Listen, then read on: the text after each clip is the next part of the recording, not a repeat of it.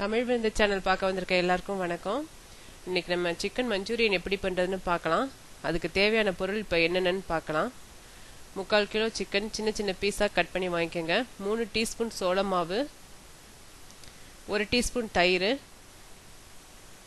1/2 teaspoon வரமிளகாத்தூள், 1 teaspoon இஞ்சி பூண்டு paste, 1 teaspoon உப்பு, கரம் மசாலா தூள், எலுமிச்சம்பழம் ஒரு 7-8 டிராப் மட்டும் ஊற்றிக்கலாம். இப்போ முதல்ல கொதிக்கிற தண்ணியில் சிக்கனை போட்டு ஒரு கொதி கொதிக்க விடணும். ஏன்னா சிக்கன் அப்படி கொதிக்க விட்டால் சாஃப்டாக கிடைக்கும். சிக்கனை ரொம்ப நேரம் டீப் ஃப்ரை பண்ண வேண்டியதில்லை, ஈஸியாக டீப் ஃப்ரை ஆயிரும், சாஃப்டாகவும் இருக்கும்.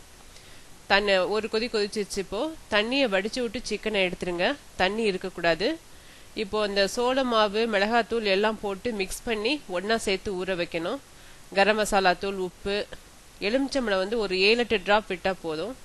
இஞ்சி பூண்டு பேஸ்ட் இப்போ போடுறேன், 7-8 டிராப்ஸ் எலுமிச்சம்பழம்.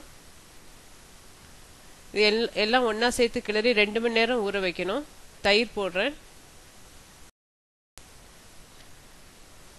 நீங்கள் 1 மணிக்கு வறுக்கணும்னா 11 மணிக்கு முன்னாடியே இதெல்லாம் ரெடி பண்ணி ப்ரிப்பேர் பண்ணி வச்சுருங்க. இப்போது ரெடி ஆயிடுச்சு, இது நல்லா ஊறி இருக்கும். இப்போ இதை டீப் ஃப்ரை பண்ணலாம். டீப் ஃப்ரை பண்ணுறதுக்கு எண்ணெய் கொஞ்சமாக எடுத்தால் போதும். ஏன்னா ரீயூஸ் பண்ண முடியாது எண்ணெயை, வறுத்த எண்ணெய், அது ரொம்ப கெடுதல். அதனால கொஞ்சமாக எடுத்து கொஞ்சம் கொஞ்சமாக வறுத்துக்கலாம். எண்ணெய் காஞ்சிருச்சு, இப்போ வறுக்கலாம். நல்லா ப்ரௌன் கலர் கிடைக்கிற வரைக்கும் வறுக்கணும். இப்போ நல்லா ப்ரௌன் கலர் ஆயிடுச்சு. எண்ணெயை வடிச்சு விட்டு எடுத்து இப்படி எல்லாத்தையும் வறுத்துக்கணும். வறுத்து தனியாக வச்சுக்கோங்க.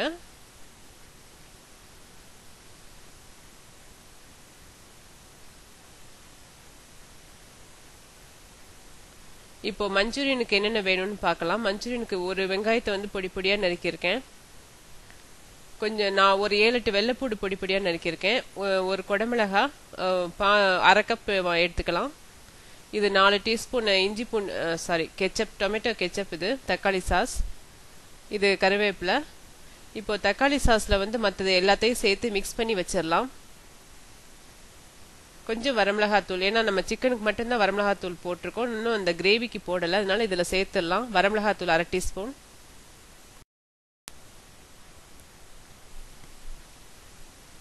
இது சோள மாவு சேர்க்குறேன் 3/4 டீஸ்பூன். இது கொஞ்சம் கெட்டியாக வரும் நமக்கு, அந்த கிரேவி மாதிரி வர, மஞ்சூரியனுக்கு வர அந்த கிரேவி கெட்டியாக வரும்.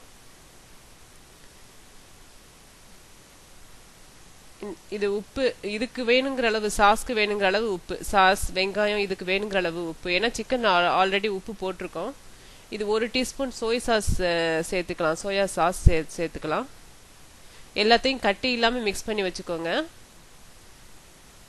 இப்போது ஒரு கடாயில் எண்ணெய் ஊற்றி முதல்ல கருவேப்பிலை போட்டு வதக்கலாம்.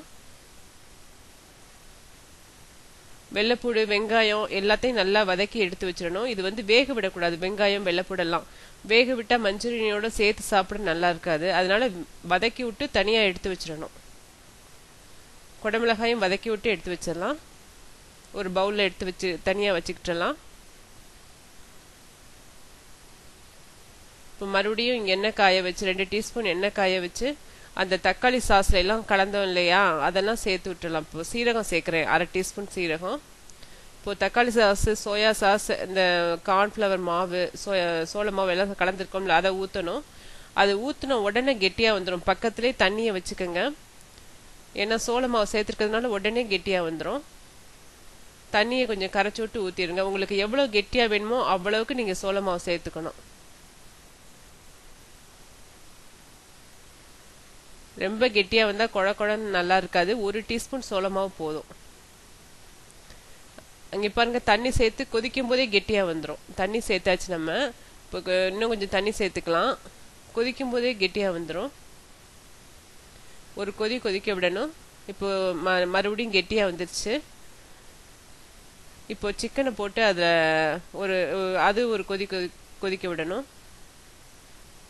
இப்போ கடைசியாக வெங்காயம்லாம் நறுக்கி வதக்கி வச்சுருக்கோம்ல, அதை சேர்க்கணும். அது சேர்த்த உடனே எடுத்துடணும், ஏன்னா அது வெந்துடக்கூடாது. வெந்துட்டுச்சுன்னா நல்லா இருக்காது. இது கொஞ்சம் நறுக்கு நறுக்குன்னு இருந்தால் தான் இந்த வெங்காயம் நல்லா இருக்கும். வெங்காயம் முழுசாக வேக விடக்கூடாது. இப்போ இந்த சிக்கன் மஞ்சூரியன் ரெடி ஆயிடுச்சு. சப்பாத்தி, நான் இது எல்லாத்துக்குமே ரொம்ப நல்லா இருக்கும்.